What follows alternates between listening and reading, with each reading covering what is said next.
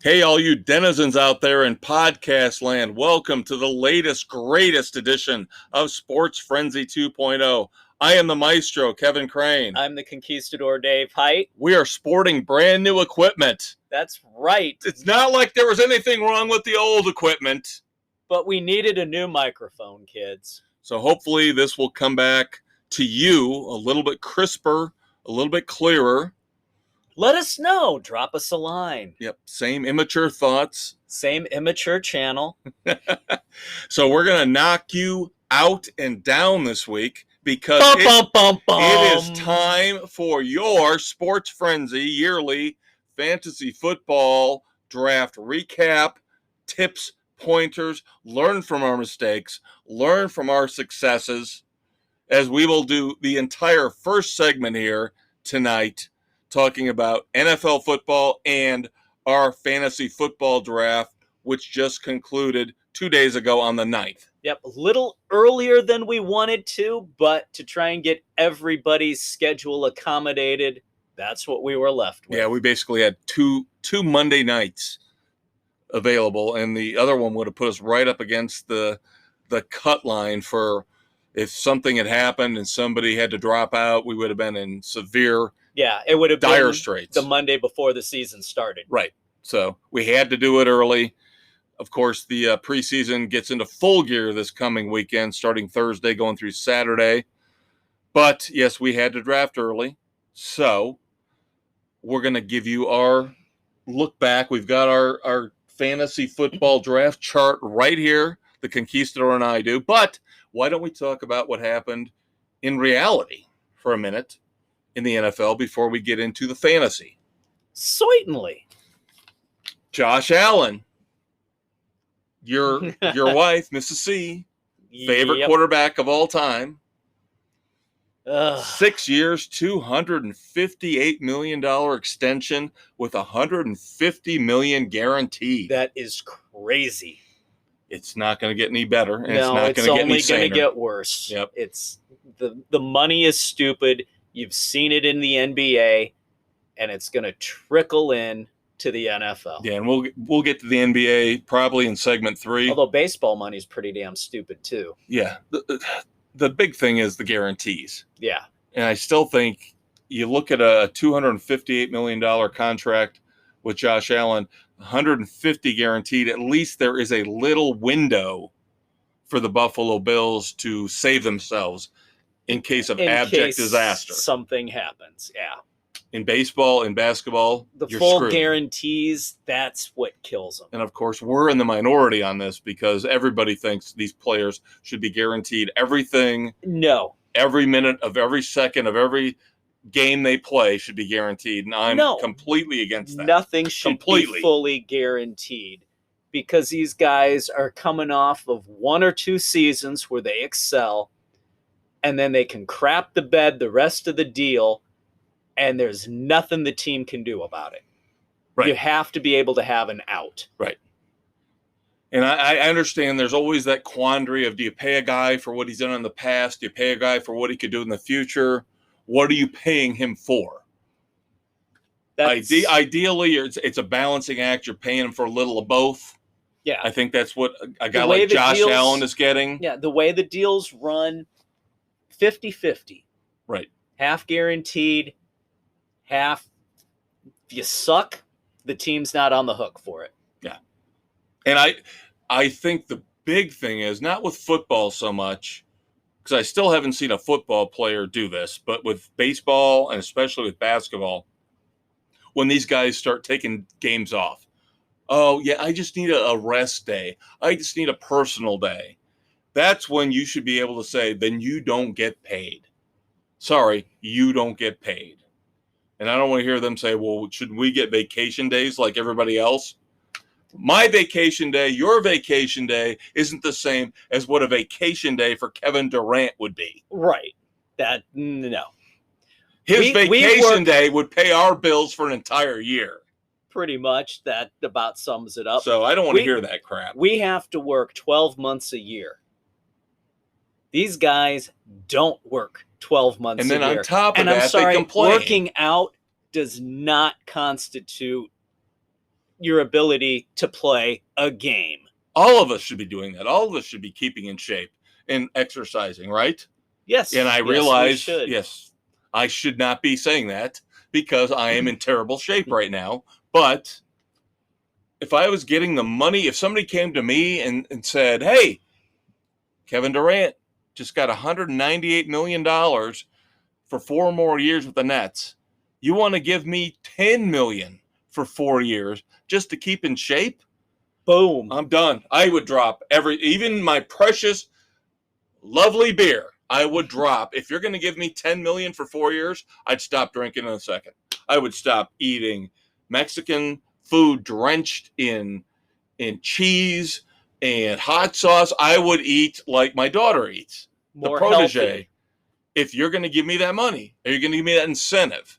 And these guys get that incentive, and they still Where they bitch and piss and moan and whine and cry about it. They get paid because you're not going to an actual 8-hour, 10-hour a day job where you can spend 5 hours working out and not have an issue. Right. All right. So that being said, I still think great for Josh Allen in this current climate. What we're dealing with quarterbacks in the NFL, this is a fair contract for him. He's been very, very good.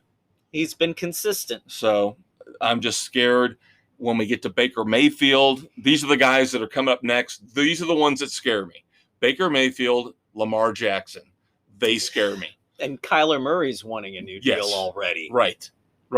Show me something more than you have to this point. And I'll be honest with you. I think I'd give the money to Kyler Murray before I would give it to the other two. I do. Yeah, he's shown a little bit more of what he can do versus the other two. The Colts, we've got the Colts in the news again. Of course, last week it was all bad news. Now they're thinking both Wentz and Nelson could be back for week 1. And not only that, they are so happy with the way the team is going. Frank Reich, the head coach, and Chris Ballard, the GM, just got extended through 2026. Yep. And the funny thing is, and I'm not the first person to bring this up, so I'm not taking credit for this, but in terms of a story, it's very interesting that remember that Frank Reich was not the first choice for head coach for this team. It was that goofball who can't make up his mind what he wants to do with his life out in New England. Yeah. Was it Daniels? Yeah, Josh McDaniels cannot figure out who he wants to coach, when he wants to coach, if he wants to coach. The guys that he used to be indecisive, but now he's not so sure. And it worked out for the Colts. Good for them because I think Frank Reich is a very solid, stable force for that team. And Chris Ballard looks to be a very good GM. Yeah. I wish we had that in Chicago. I really do. Stability and sanity. Yeah, I'd take both of them right now in a heartbeat in Chicago. Oh, by far. Based on no question whatsoever. The impending implosion of the Bears coming after this season. Ugh. But if they'll get extended if they make the playoffs. Don't say, Dave, don't say that. Don't say that. They make the playoffs and maybe win one playoff game, they're getting extended. Here's the scary thing I heard today. The scary, scary thing. It's already building. The hype is already building. The momentum. People are already saying Fields is the next second coming of the greatest quarterback of all time. I don't want to hear this. Let's let the kid play before anointing anything. But here's the problem. If you had a stable franchise, if you had a quarterback or a head coach like Frank Reich, where we're talking about, he's locked in for 4 or 5 years in the future, then he could let him develop and let him grow behind Andy Dalton. But Nagy is going to panic. He is going to panic the second Andy Dalton has a 3-pick game, and he is going to force Fields in there before he's ready. Yeah, that's the big fear. Start to chip away at his confidence, chip away at his ego. Just like they did with Mitch. Exactly. But Mitch did not have the experience. True. or and I the agree with that talent completely. that Fields has. Right. And that's something I've looked at over the last couple of weeks, and I completely agree with you, is I keep looking back at why did we take a guy from North Carolina who only had 1 year experience, and it was a very mediocre year. Yeah. But they looked at the intangibles, They wanted the physical, They looked at the potential upside. They ignored, yes, he had an arm to throw downfield, but they ignored the fact that he was inaccurate downfield. Right. And unfortunately for Mitch, I don't know if he's ever going to get on the field again unless it's a worst case scenario where a starter. I mean, right now he's behind Josh Allen in Buffalo. So he's going to get a lot of preseason time. Right. But unless somebody gets hurt and hurt badly, I don't know when or if he'll ever get on an NFL field again outside of preseason, like you said. And maybe a fresh start under somebody else. Maybe it'll click between his ears on how to read a defense. Yeah. He couldn't do that. He could never learn how to read a defense, and he could never get on the same page with the receivers. And the Bears just can never figure out how to draft a quarterback. Rex Grossman, Cade McNown, they just literally cannot figure out how to draft a quarterback.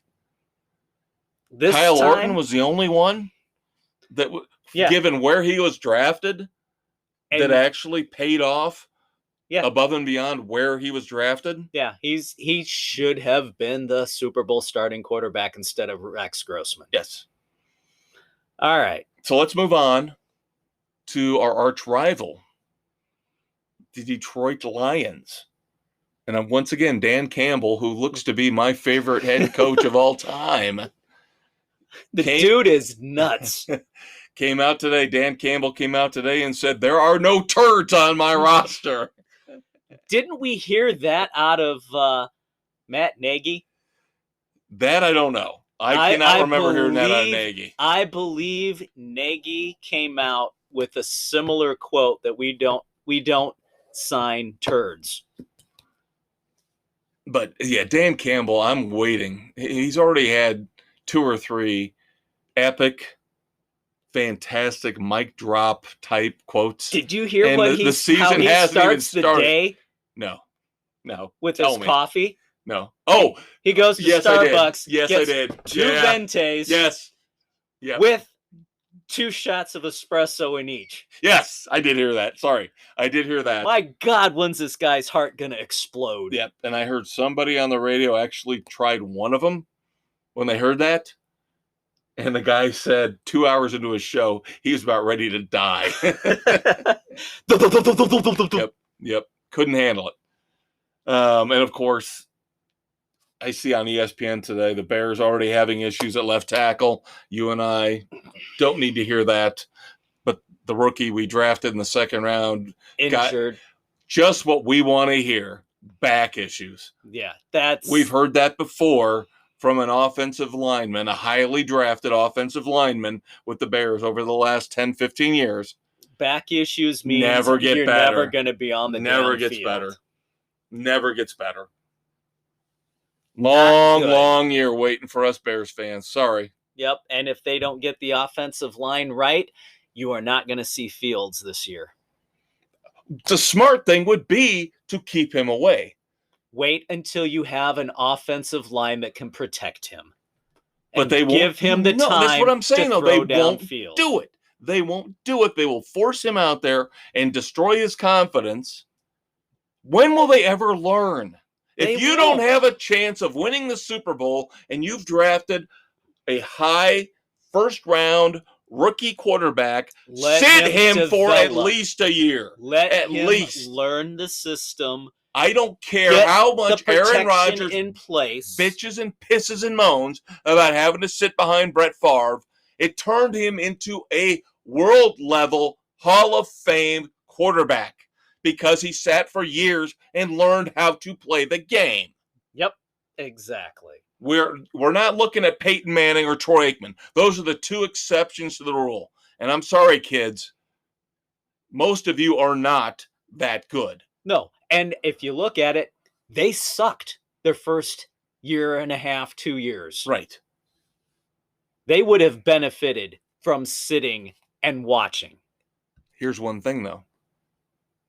What did they have? I'm going to back you up. What did they have? Even though that those teams were terrible, even though they were put in terrible positions, what was the one thing Troy Aikman and Peyton Manning had in common, even though they had terrible rookie years? Other than the fact that they had a lot of experience coming out of college?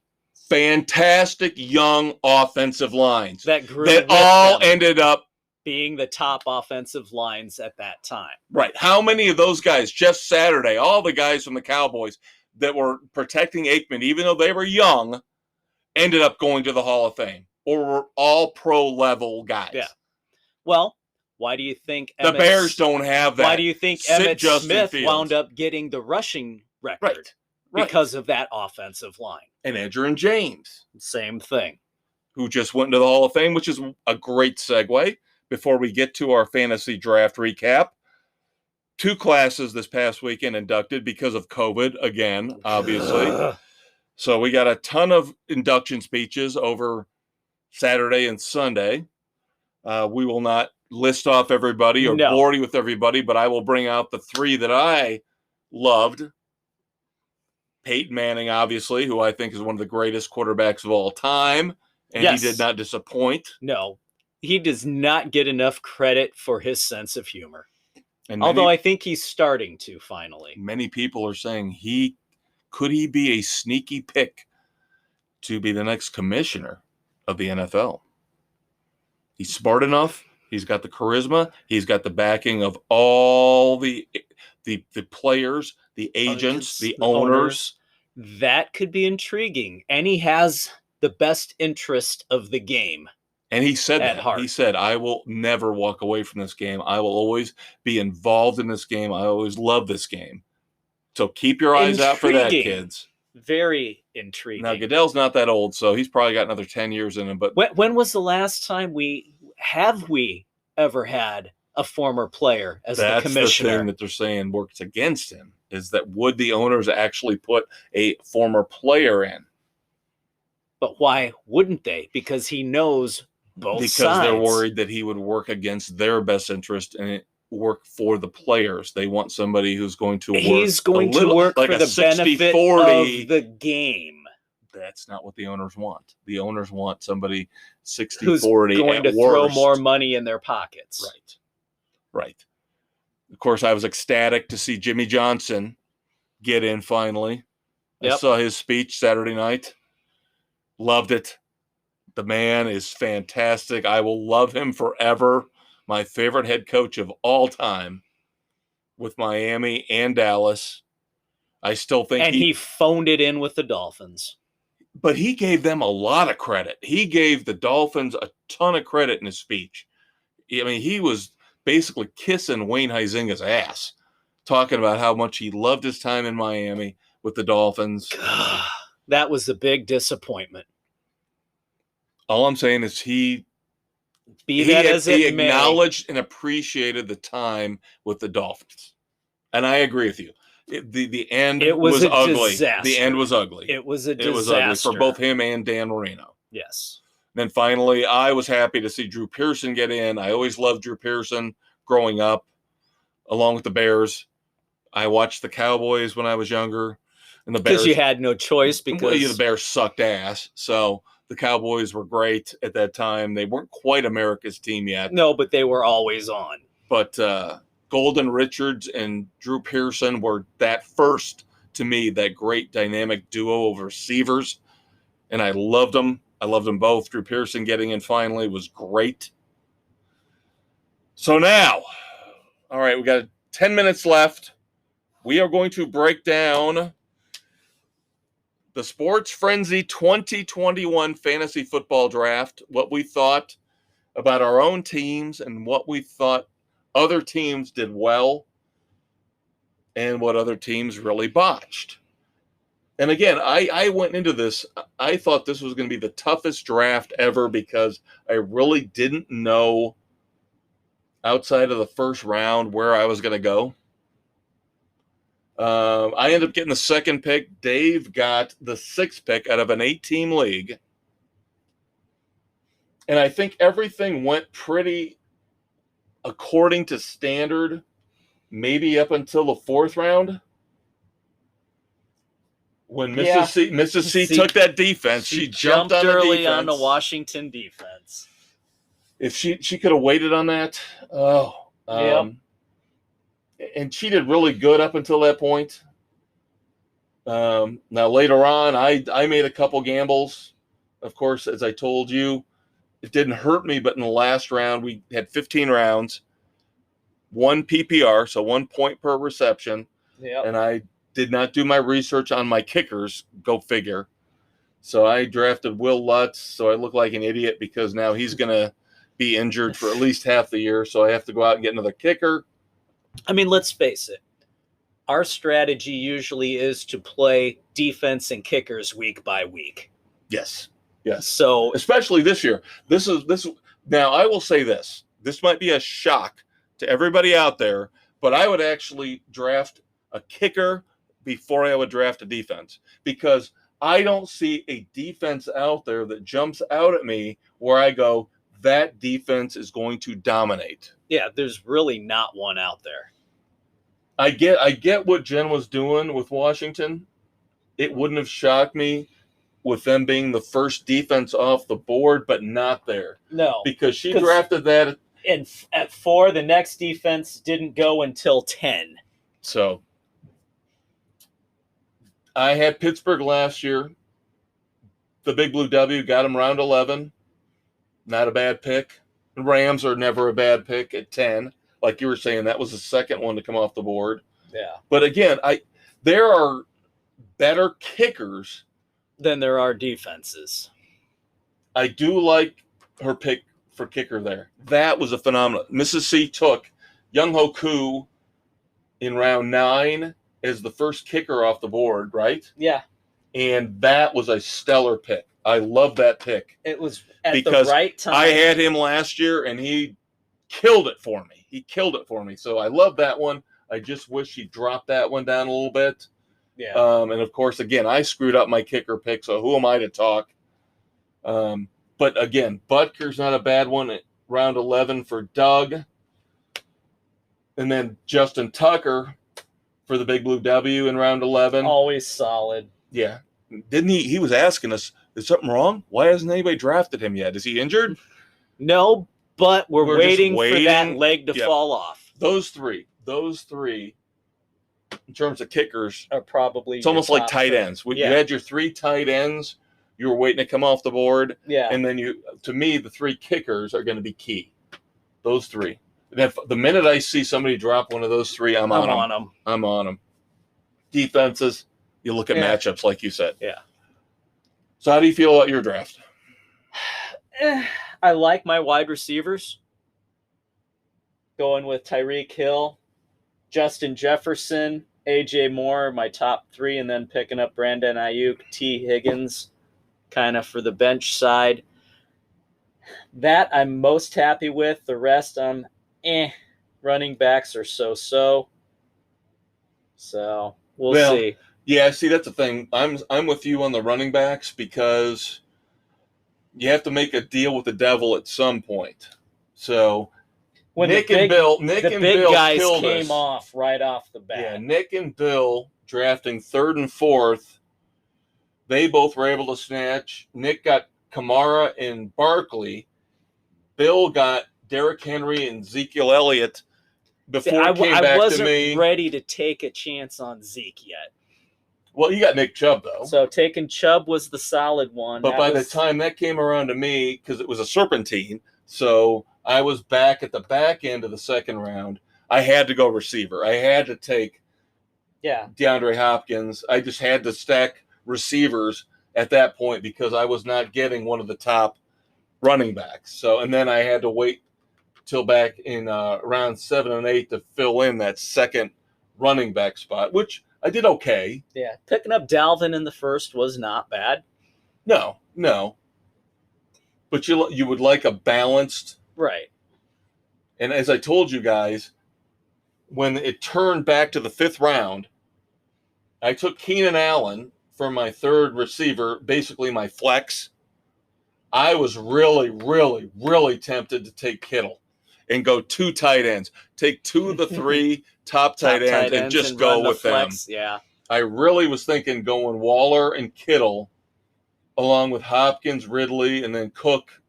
Yeah, I know. I wasn't anticipating Kittle and Cook coming off the board back to back like that. And so that's why 2 picks later, I wound up with Higbee. Yeah. And I did stretch later on. I did stretch. This was one of my picks that I had circled.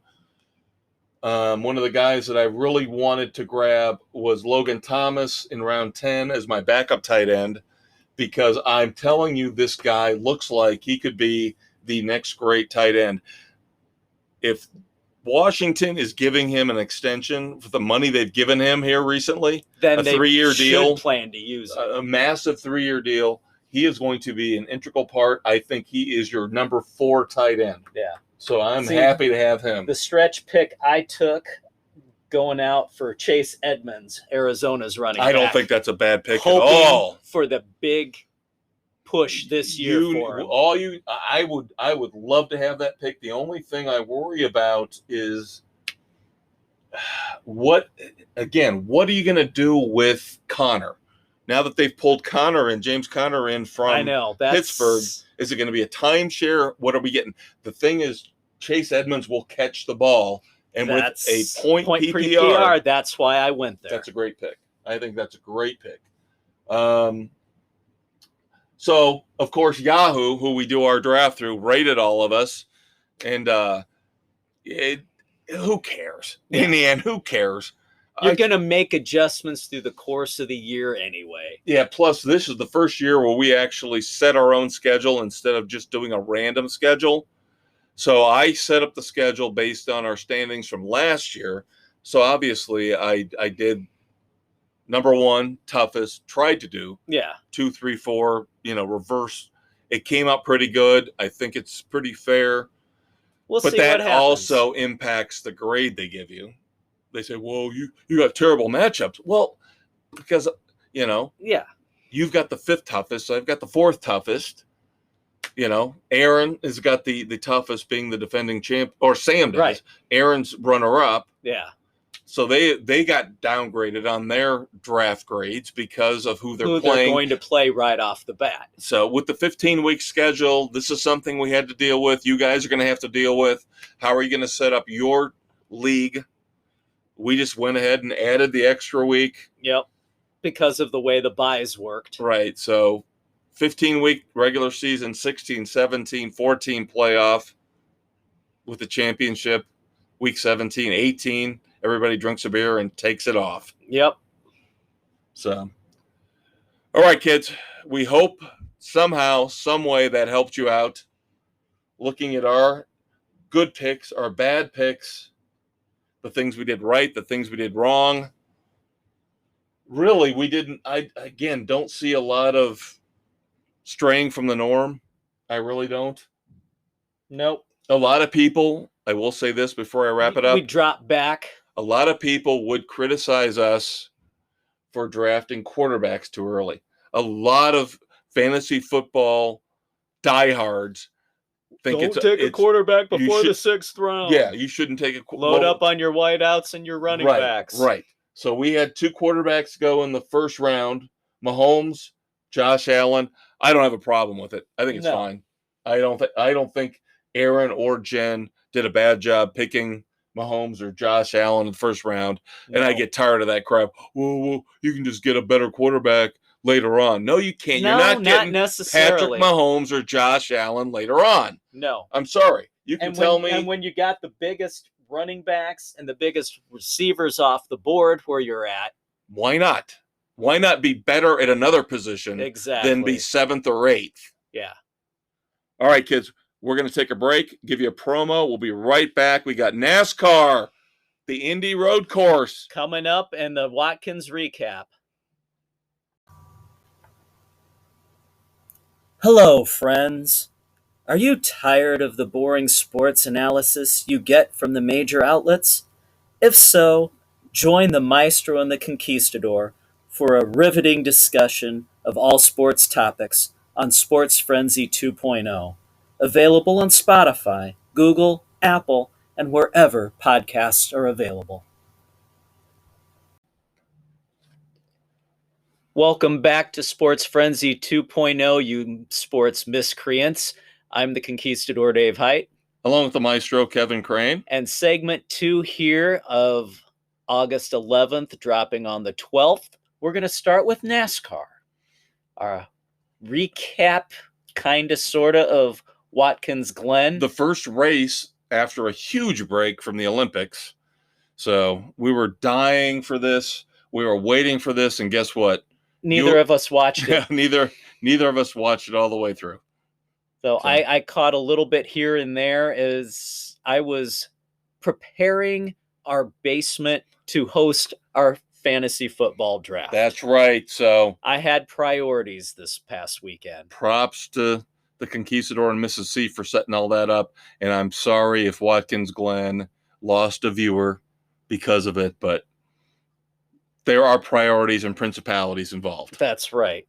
Sometimes you just have to forego watching anything. Yeah, the sad thing is I had watched every single race up until Loudon, start to finish. And then for some reason Loudon I don't know if it was because is the worst freaking track I don't know on if the it was circuit. the fact they started the race in the rain and then it was just my driver got taken out so early, but then Watkins Glen didn't have any appeal to me.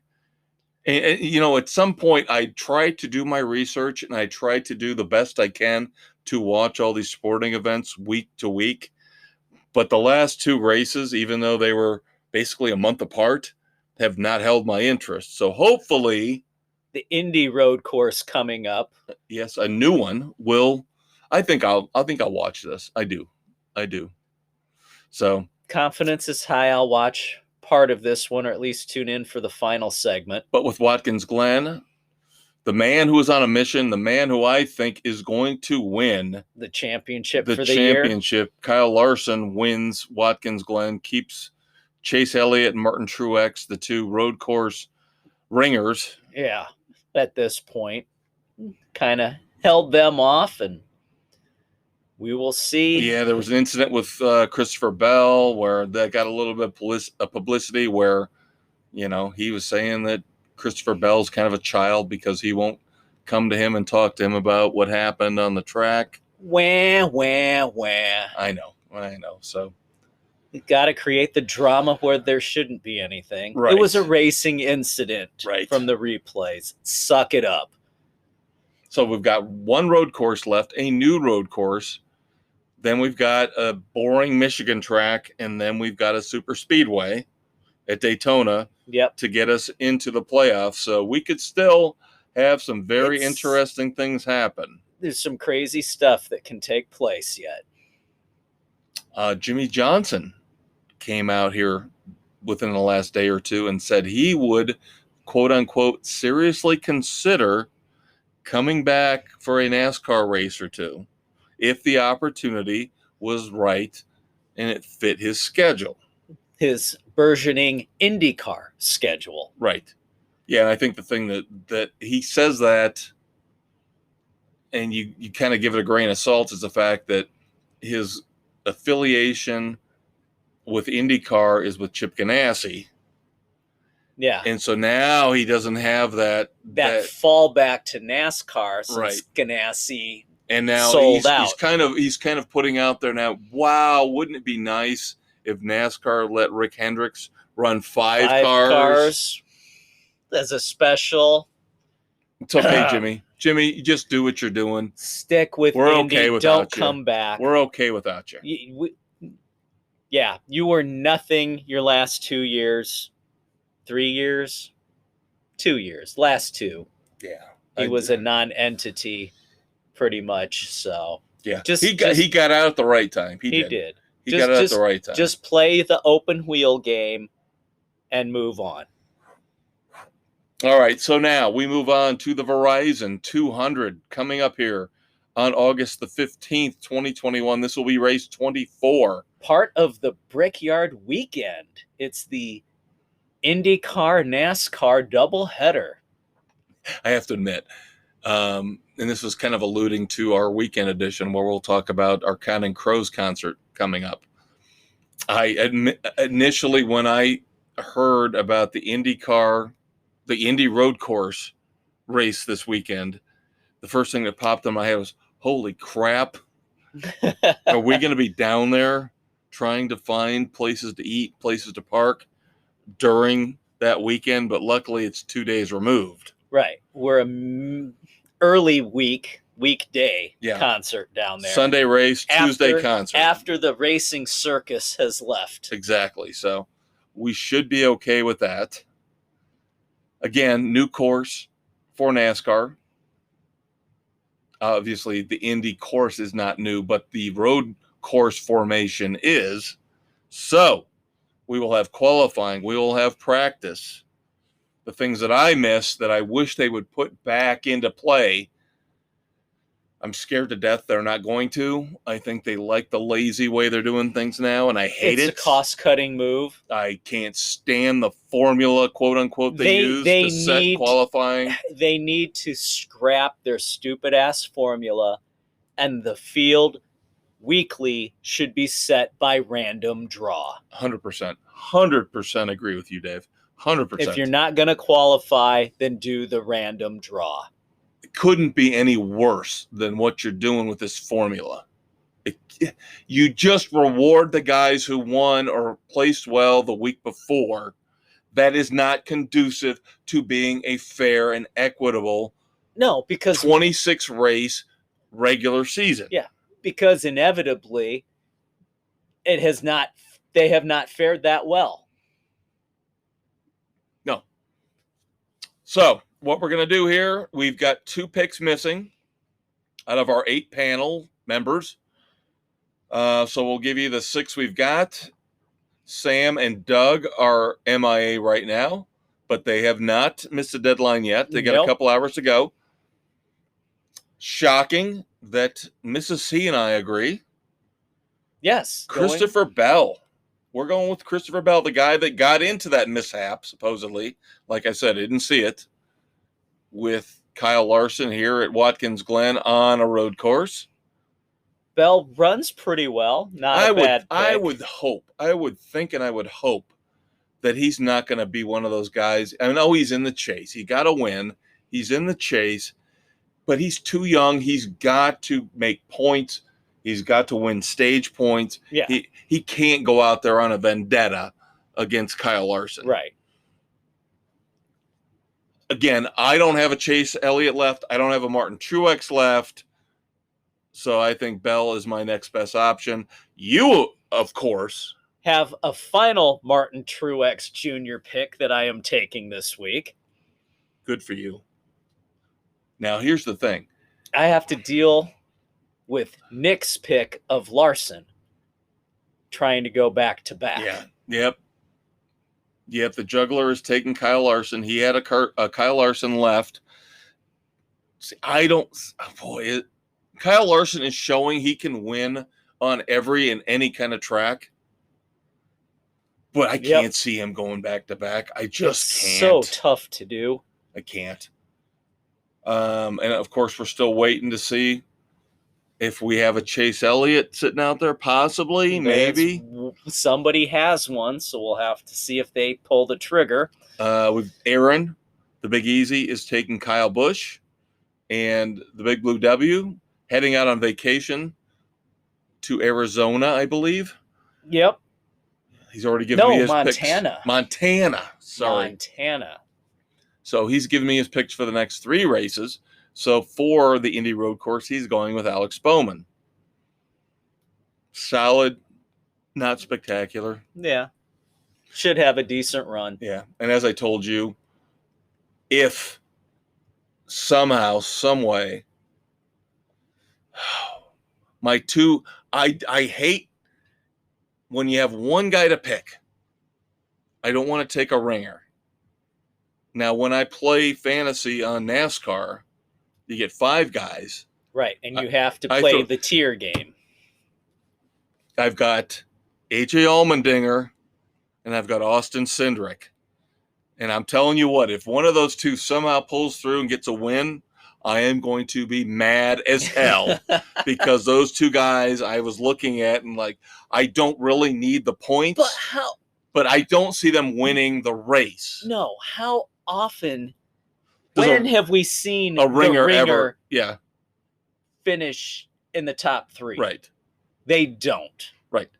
They can get you good points. They can get you solid points. But they do not get the win. Because they're usually on one of those middle to lower tier teams, and they just don't have the equipment. As good as they are, they don't have and the Cindric right and equipment. Allmendinger, if you put them in equal cars with Chase Elliott or Martin Truex, that would be fun. That would be fun to watch. But again, can't do it. Bell's got top quality equipment, so that's what I'm going with. If I had to pick right now from the 6 we've got in, I think the Conquistador has the one I would take. If I could. Odds are in favor, but as we know in racing, anything can happen. That is correct. All right, we've got to ramp up. We've ramped up for the NFL in the last segment. We talked about fantasy, guys getting back to training camp. We've got really big-time preseason football starting this weekend, not just a Hall of Fame game last week, but now a full slate, even though it's only 3 weeks of preseason instead of 4. Now, college football. Initial rankings have come out, and really? Why do we even do preseason rankings? It's the same shit year after year. Let them play 5 weeks before you throw your first rankings out there. This is ridiculous. Well, Dave, you're shocked that Alabama's number 1 and Clemson is number 2 with Oklahoma number 3? How can you be shocked by that? Followed by Ohio State and Georgia, 4 and 5. I have said this. I've been saying this for years. You will never fix the system until you blow the system apart. Create it all over again. It's a complete and utter joke. Notre Dame comes in on the coaches' poll at number 7. Behind number 6, Texas A&M. And the Hurricanes of Miami come in at number 16. Again, about where I'd expect them to. Now, what you should be happy about, being a Notre Dame fan, is that I saw yesterday Rivals, one of the top evaluators of recruiting classes, says Notre Dame right now, as of this minute, has the number 1 2022 recruiting class. We'll see. I don't take a lot of stock in that. I have not heard any stories, and you would think the local media would be pouncing all over this. You would think, but no, I don't see any of these NIL deals going through for Notre Dame players yet. No, not yet. But meanwhile, NBC would be jumping all over trying to get them in. But meanwhile, Miami quarterback Derek King has signed an NIL deal with the Florida Panthers hockey team. Yep. So he will appear in promotional ads for them. They will actually have a food, I don't know if it's a sandwich, some kind of food item at the Panthers games named after him. Yep. And was it Clemson's quarterback? Has the deal with Dr. No, you have to say his name. You have to say his name. I am not saying his name, David. I will not say his name. You say I'll try it. All right. DJ Ugalele. Oh, that was pretty good. That was pretty good. DJ Ugalele. Dr. Pepper Fanville commercials. That's got to be probably one of the biggest ones yet. I think that is the biggest one yet. But again, it's all going to the big schools. Where is the trickle down to the smaller schools? I'm telling you, this is the end of the system as we know it. You hate the NCAA. I'm telling you, I wanted more regulation from the NCAA because I didn't want this to happen. Doesn't have the balls to put anything in place to regulate the stupid ass money coming in. It's got to get blown up for it to come back. You and I have sat here 3 minutes ago laughing about, Alabama 1, Clemson 2, Oklahoma 3. And it's never gonna change until the system changes. And giving the kids at Alabama and Clemson and Miami more money is not gonna change the system. It's gonna destroy the system. Yes, you got to destroy it but they'll never change it. You know what it's going to turn into? It's going to turn into freaking soccer is what it's going to turn into. And then guess what? I'm tuning out.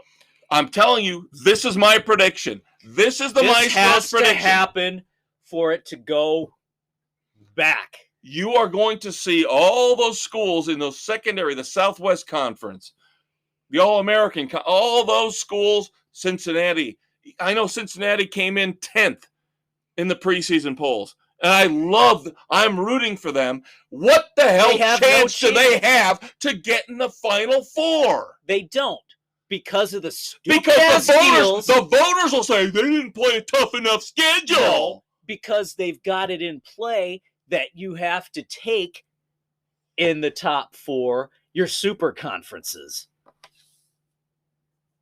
It's garbage. It's garbage, and I hate it. Guarantee conferences a chance to get in. That's ridiculous. Nobody should have a guarantee. They're never going to change that. I agree with you, but they're never going to change it. Because of the stupid-ass TV money involved. That's the problem. It all stemmed from the greed of the networks and ESPN and the rat. That's where it started. And that's the death of college football. And we've talked about this. You know what's coming. We're seeing it this year with Notre Dame. You can't get their season opener. Nope, it's all going streaming. Unless you go on streaming and pay for it. And you know this is where it's going. Again, we have talked about this. You and I have hit on this, not only in the regular Sports Frenzy, but in the weekend edition, talking about streaming. When does it end? It doesn't. Get rid of the freaking networks. Get rid of them. What do we need? CBS, NBC, ABC, CW anymore? Fox? We don't need them. No, they put out. Put it all on Peacock. NBC's Peacock. ABC would be Disney Plus. Fox will put out their own. Yep, just put it all out there for pay-per-view. I can choose what network to watch. That's fine. But don't force me to pay for cable TV or YouTube and TV. Having to get everything else. You are going to get to the point where you are going to piss off people so much. You're going to lose. I think that's... Greed is killing everything. Great way.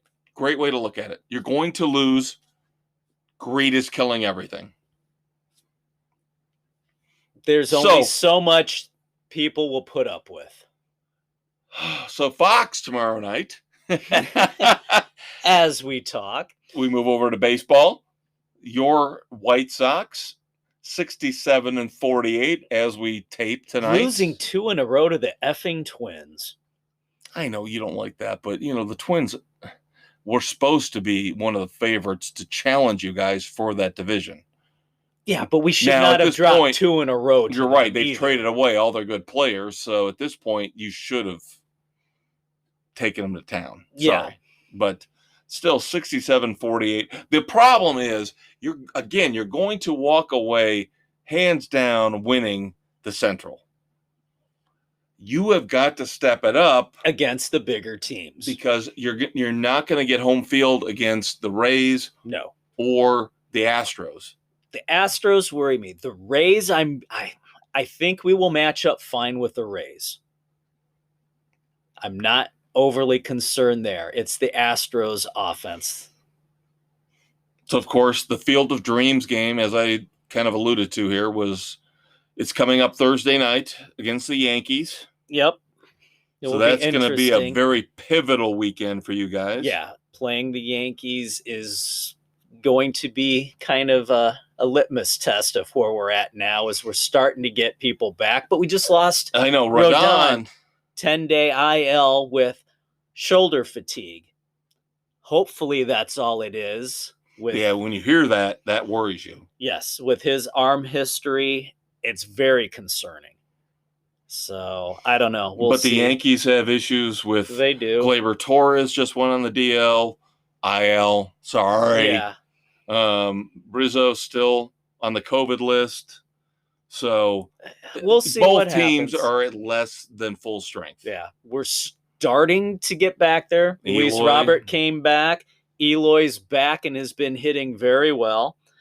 Good news, Yasmani Grandal has started his minor league rehab assignment to get back. So hopefully we will have the team we expected to have by the end of the season. And I still think you guys are in really good shape. I really do. Cautiously optimistic. Do we even have to talk about the Cubs? You guys swept us. Yeah, badly. Yeah, the Cubs are now 52-63. They'll be fourth. They're mired in fourth. Luckily, I guess Pittsburgh is so bad that we won't finish. We won't finish in last. But that's because of that 1 week, 2 week solid run you had. Yeah, they're going to end up being miserable again. They're going to probably end up losing 95 games. It's just going to be a disaster. Ricketts gets what he deserves, and I will say what I said the last couple weeks. Cub fans, stay away from the goddamn ballpark. Stop putting money in Ricketts' pockets because he's not going to put it back into the team anymore. He fooled us all. Yep. He and Theo. Well, Theo always gets out at just the right time. He did it with the Red Sox. Yep. Put out with the Cubs. Stupid contracts. Yeah. And I got it. I'm out of here before I have to deal with the fallout. And Jed Hoyer's dealing holding the bag. Yeah, with the crappy ass Jason Hayward contract, which I would like to think, intelligent baseball acumen could be one of the 3 worst contracts in baseball history. Yep, could be. It's looking that way. I know there's a lot of bad ones out there. Believe me. But he's never produced offensively the way that was expected. Taking it a little personally, but this has been a disastrous contract. And they can always go back and go, well, he did that speech in the dugout in the rain delay in Game 7. Come on! Really? Come on! You paid him because of one awesome offensive year in his career. By the time he's done with the Cubs, his batting average will be probably .240, averaging about 10 home runs a year and maybe 50 RBIs for $25 million a year. That's garbage. That's not a good deal. Garbage. All right, moving on to the NBA here. Last couple minutes we've got. Money. We want to talk about Jason Hayward's ridiculous contract. My God. Let's talk about a couple of the latest contracts the NBA has handed out. Kevin Durant, mentioned earlier, $198 million 4-year extension with the Nets. Insane. Luka Doncic, $207 rookie max 5-year deal with the Dallas Mavericks. What the hell? When is this TV? That's what I was going to ask you. That was the question I was going to ask you. How are they going to keep this going? When is this TV deal's got to be coming up soon with ESPN. Yeah. And you can't tell me they're going to renew it for even close to the same amount of money. Because ESPN is losing their shirts on this with how many people they've had to let go, how much coverage they've had to stop. They're taking it on the chin. They're banking on the SEC network and all the ad revenue from all of that to try and make up for this. It's unbelievable the money the basketball players are making. And I can't. You don't watch the NBA. I barely watch the NBA. And again, we get so pissed off and frustrated because next year, what does it look like? Lakers Nets. They are trying to set up the Lakers and the Nets. This is why football. That's why we don't like the NBA. Is it's too manipulative. This is why we will still watch the NFL, no matter how much money they give to Josh Allen or how much money they give to Patrick Mahomes. It's not all guaranteed. Injuries, twists of the schedule, where you're playing, when you're playing matter in football. Still, it doesn't matter how much you pay one player or two players. Bigger team, more obstacles to overcome. That's what makes football great. The NBA, they are still, I swear to God, manipulating this. They do. They manipulate it. I'm telling you, next year is going to be a ratings disaster. If you thought this year was bad, next year's going to be worse because I think people at least nobody tunes in for the regular season. On top of that, I know you and I cared about seeing, it was cool to see the Suns and the Bucks. Yeah, that was awesome. If you're going to force feed us now the Lakers, I actually tuned in. Nets. I actually tuned in and watched a little bit of each of the games. If it's the Lakers and the Nets, I'm not watching crap. It's unbelievable to me that the NBA doesn't get it. Adam Silver, who looks like a freaking alien. I'm telling you. He is the worst commissioner. He gets credit for being the best commissioner. He is the worst commissioner among the four major sports. Yeah. Sorry, Silver. Just go star in the next episode of Phantasm. Where are Mulder and Scully? They need to investigate you. They need to set an anal probe up your ass. Trying to find signs of intelligent life. They can't do that because LeBron's nose is already so far up there. There's no room for an anal probe. That being said, segment 2 is done. We'll be back. We got dumbasses. We got moments of silence, a lot of moments of silences, and this has been a very tough week for sports. It's not been good, kids. In terms of people we've lost. We've got to wrap up the Olympics.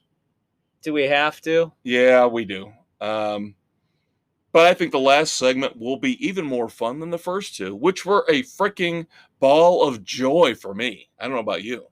Always. Stay tuned, kids. We'll be right back. Are you tired of getting body slammed by the mainstream sports media? Are you sick of their lame trash talk? Check out Sports Frenzy 2.0 with a tag team of the Maestro and the Conquistador. Pile drive those jackasses into submission.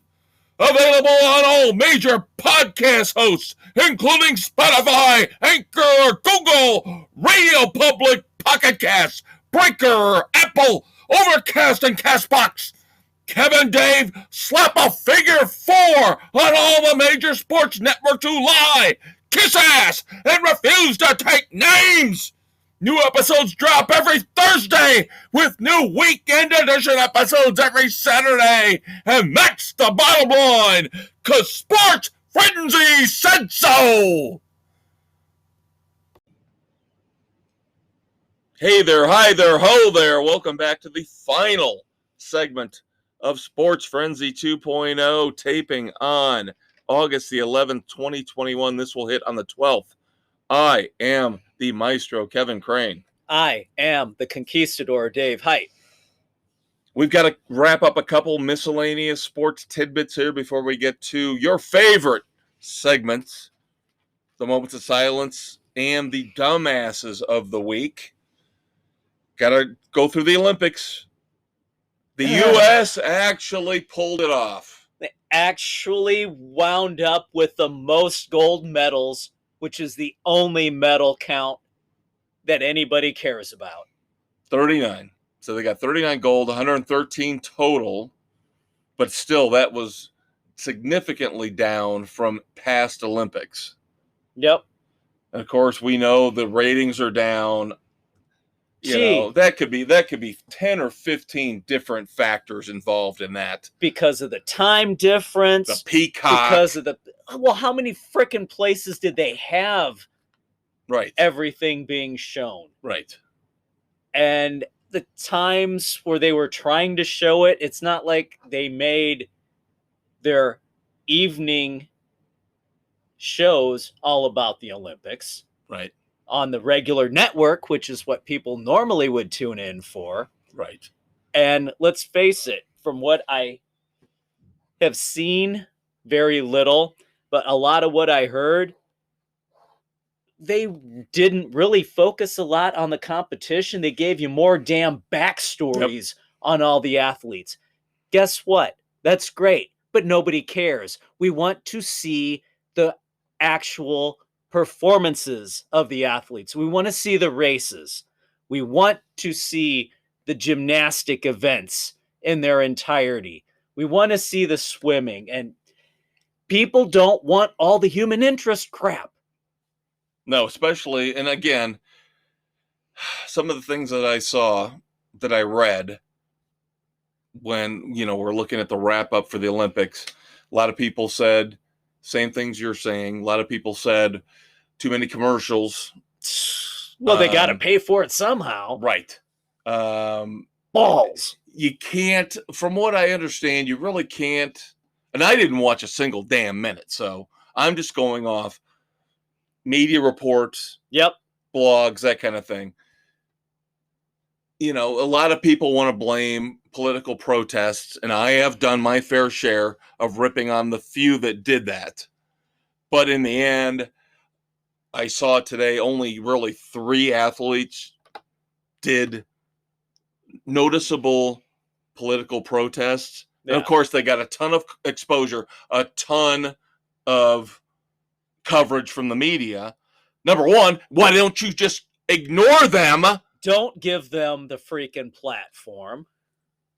So again, number 2, that's why people turn away, despite the fact it's a vast minority of the athletes who are disparaging America, who are shunning America, who are protesting America. Because guess what? America wants to see the actual sporting events. America doesn't give a rat's ass what your views are. We get enough of that crap on the regular news. We don't need anything additional. So the ratings projected down 45% from Rio in 2016. Ouch. So 45%, that's a big number to try to wash away and blame this or that or the other. That just tells me that people don't give a rat's ass. Yeah. Sorry, but I don't think they do. People don't care about the Olympics anymore. And how about, this is me interjecting my little 2 cents here, but how about all the innocuous, stupid sports they keep putting in year after year after, or 4 years, 4 years, and adding. People care about, I think people still care about the basics, the basketball, the swimming, the track and field, that type of stuff. I don't think people outside of kids under 17 give a rat's ass about skateboarding. Or the really BMX don't. Or the judo. Right. Or... But you're trying so hard to force feed everybody, look, we're hip, we're cool, we're the new awesome Olympics. But guess what? The kids you're trying They're not world-class athletes! They're not! I'm sorry, they're not! And the crowd you're trying to bring in to watch, they don't sit down. They don't have the attention span to sit down and watch it. I am not comparing a goddamn skateboarder to somebody who does a triathlon. I'm sorry, I'm not. It's not even goddamn close.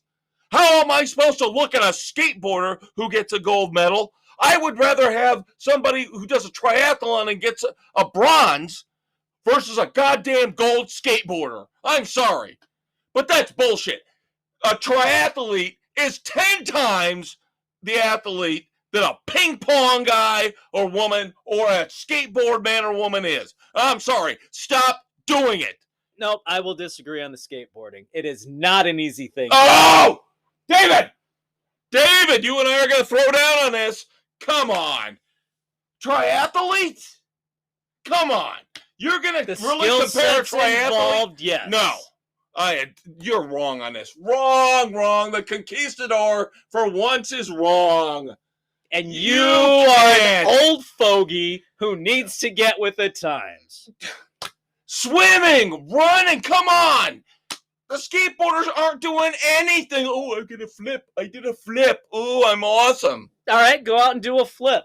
I'm not saying I can, but let's go see them do. I give a triathlete a better shot of doing a flip on a skateboard than I do a skateboarder going out and doing a triathlon. I have a better chance of running a marathon than I do of doing the skateboarding stuff. Yes, you do. That's what you just proved my point. Thank you very much. Which is why the skateboarding is more difficult than running a frickin' marathon. No, it's not. Oh, my God. Oh, I can't believe you turned on me on this one. I can't believe it. Oh, by the way, the men's basketball team got a gold medal. Whoop-de-freaking-do. And, of course, we're all supposed to bow down and say, well, we shouldn't really expect that out of them. We should just be happy they got one. We are happy they got it. But we did need the bullshit drama coming out of that team. And there are people, and I know you agree with them, and I'm starting to swing to the side, that want the pros out of it again. Go back to the college, go back to the amateurs.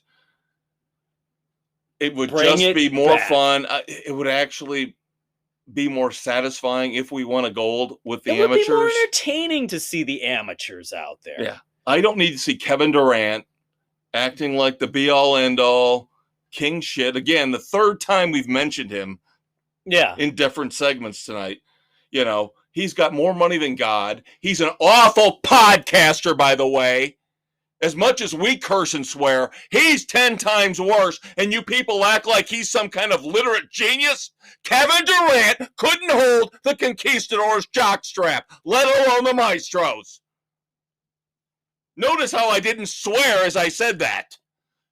Kevin Durant couldn't get through a sentence without dropping an F-bomb. Alrighty then. Jessica Springsteen won a silver in the equestrian jumping team. Bully for her. Yes. And as everybody has pointed out, wonderful glory days. Glory days for her. Whoop-de-doo. Yeah, just keep your dad off a motorcycle drinking tequila in New Jersey. Okay, Jessica? Do us all a public service. Keep daddy at home. You know, he can keep going down on Barack Obama. That's fine. As long as they do it in private, we don't care. There you go. Another shitty podcast. Those two slurp at each other. Oh, Barack. Oh, Bruce. Oh, Barack. Oh, Bruce. So you actually listen to it? No, I won't, because I know what it is. You really think? Do you really think there's any substance in there other than those two kissing each other's ass? Doing 69 on each other? Those two are the biggest egomaniacs on the face of God's green earth. Do you really think they're talking about anything that applies to you or me or our families or our lives? Not even close. Oh, Bruce, I found a wonderful wine. It's only $5,000 a bottle. What do you think of it? Well, I don't know. I'm going to drive down to a park in New Jersey and drink a $5,000 bottle of tequila in front of a homeless man and hopefully not get arrested. I hate people! I have one more Olympic thing. Do you? Yes. Positive. A positive thing. Something positive? Allison from Fields. You? Congratulations to Allison Fields. The most medals ever for any U.S. track athlete. Bravo. Bravo. Bravo. As I said, your medals count. Ping pong and skateboarding should not. I will agree with the ping pong. Oh, see, now you're picking and choosing. Picking and choosing. Picking and choosing. Whatever. All right, got one more. One more before we go to moments of silence. Are we going negative? Yeah. The heart monitor, by the way, is off this week. I have got inside information that Subway franchisees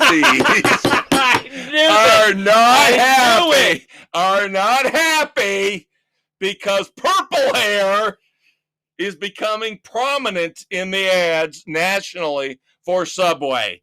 Megan Rapinoe, who I despise with a passion, is pissing off your Subway franchisers. They do not want her speaking for the company. God bless them. Bully for them. Good for them for standing up, because she is a rat turd on the face of society. I can't stand her. If you've heard the show before, if you listen to us before, you know I hate her. All she cares about is herself. And if you think she cares about this country, oh, I'm going to sit down and protest for all the repressed people with purple hair like me, you know. Yeah, no. She's out for herself. She's trying to get as many frickin' promotional opportunities. It's all about the greed again. Me, look at me. All right, I'm going to turn it over after my my blood pressure is ramped up about 3 times higher than it should be. Going over to Dave here for the moments of silence, because there is a very special moment of silence for him and his favorite hockey team.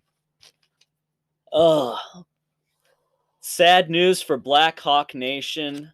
Hall of Fame goalie Tony Esposito passed away at age 78. This kind of hurts. It's been a rough go. Was it last year we lost Stan Mikita, another great Hall of Famer. So now the watch is on Bobby Hull. Some of the greats from the 60s and 70s. All right, I heard a story today. I'm going to try to get it correct. I didn't write it down, so bear with me. Is it true? You could probably verify this more than I can. In his first game, Tony, he was facing Phil. This is what I heard today. And they were trying to judge who had the better game, because I think they said Phil scored 2 goals against Tony, but that was it. And Tony shut everybody else out, so it ended in a 2-2 tie. So they were trying to decide who had the better game, Tony or Phil. Oof. Have you heard that story? I had not heard that one. Please send us a message. Send us any kind of an email or anything on our Facebook page. Let me know. But I swear I heard this story today. If that's it, then I say Phil got the better of him. That's what the consensus was even though Tony got the tie, and he did block a ton of shots. He let his brother own him. There you go. But if that, and again, I think 95%, I'm pretty sure that's true. If I got something wrong, let us know. But very interesting story between the Espositos. Yes, very much. I would like to pass along a moment of silence to a pitcher who I thought was absolutely dominant when I was growing up. And granted, you've got to take into account, I grew up in the upper Midwest, Cubs fan. So all I saw were the Cubs, the White Sox, occasionally the Tigers. Never saw the Astros. The legend of J.R. Richard was phenomenal. And the few times I got to see him on TV, the man was imposing, blazing fastball. 100+ miles an hour. I would probably put him in my top 10 all time in terms of pitchers. Watching the Sox game after he passed, Steve Stone had nothing but good things to say about him as a pitcher, as a person. And that says a lot coming from Stoney. Right. High praise. Yeah, Steve Stone, one of the people that you and I both agree is one of the class acts of all time in baseball. Yep, Cy Young winner. Not only as a a player, but an announcer. Yeah. And that's high praise coming from him. Yeah. And again, one of those few players I remembered, it carried over from my childhood. I don't know about you guys. I'm sure there's some of you namby-pambies out there who swear you remember every moment of your childhood. Some of us don't.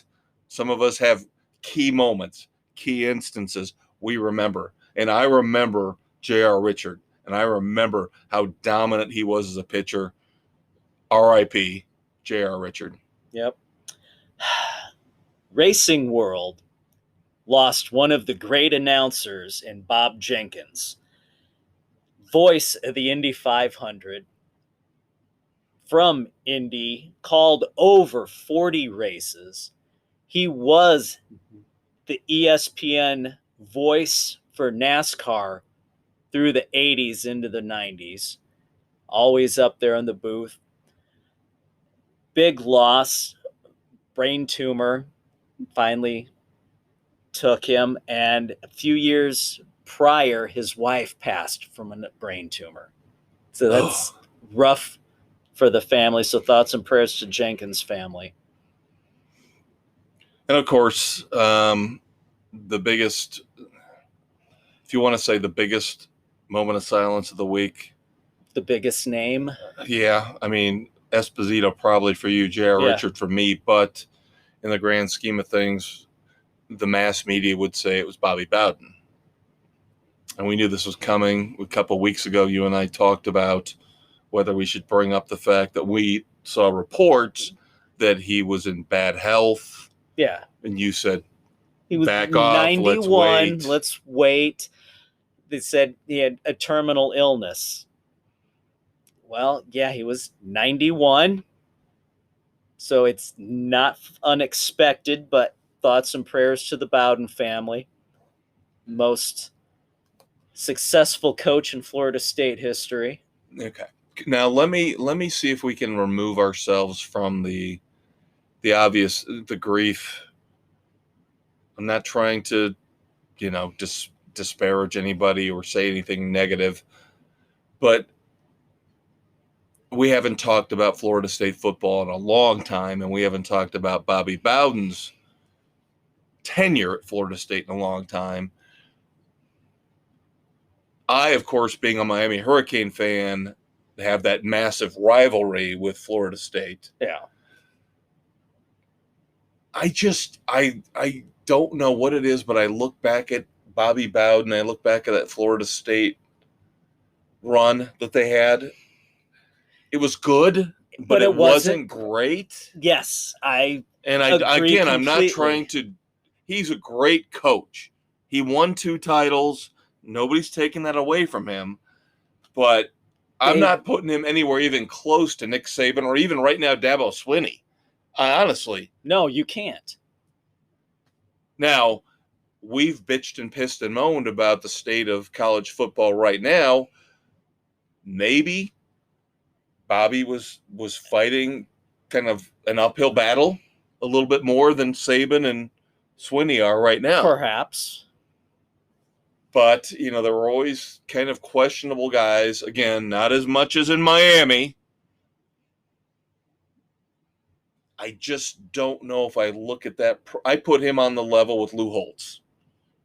Good, but not great. Good, but not great. Agree? Yeah, disagree? Okay. Agreed. All right.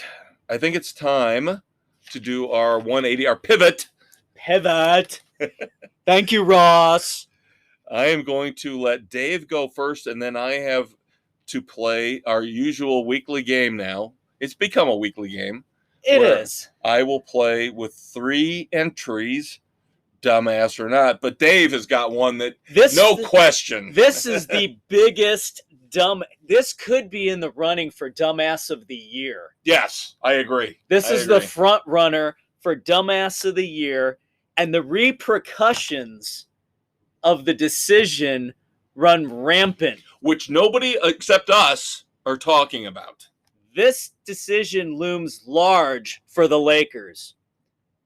Point guard Dennis Schroeder, during the year, turned down the Lakers' offer on a 4-year, $80 million deal.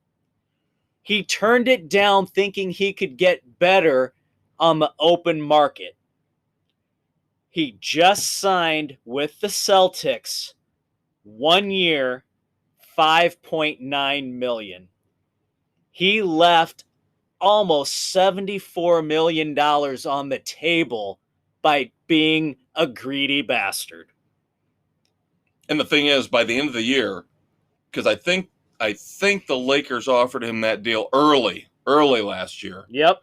They'd gotten him from Oklahoma City, and he turned it down, like you said. He thought and then free agency, by the end of the year, the Lakers were like, "We see ya. We don't want you." Yeah, he wore out his welcome, made some stupid comments, did some stupid things, and pretty much destroyed his financial security for life. And I'll never understand athletes who do that. Never. If you have that opportunity, take it.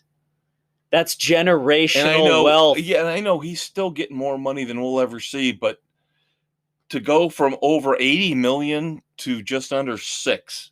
Yeah, that's rough. Oh, boy. But if he would have signed that deal, this is what nobody's talking about. If he would have done this, would the Lakers have still gotten Carmelo Anthony? Or Russell Westbrook. I still think they could have fit Carmelo Anthony in, but I don't think they could have traded for Russell Westbrook. So the ramifications of this helped LA in somehow, continue some their way, super some team form crap that we talked about last segment that we can't stand. So here's a guy's greed winds up helping one of the evil empires. All right, Dave. I was not given the hosting job for Jeopardy. Believe it or not, they chose somebody else. Check into the weekend edition to find out who. But still, I like to run this little game show that we love to do now. Yes. Called Dumbass or Not. The spirit of Red Foreman is alive and well on Sports Frenzy, as I love to do this with the Conquistador. I will give him... And if you don't know who Red Foreman is, go back and watch reruns of that 70s show. The greatest anti-hero of all time. Yes.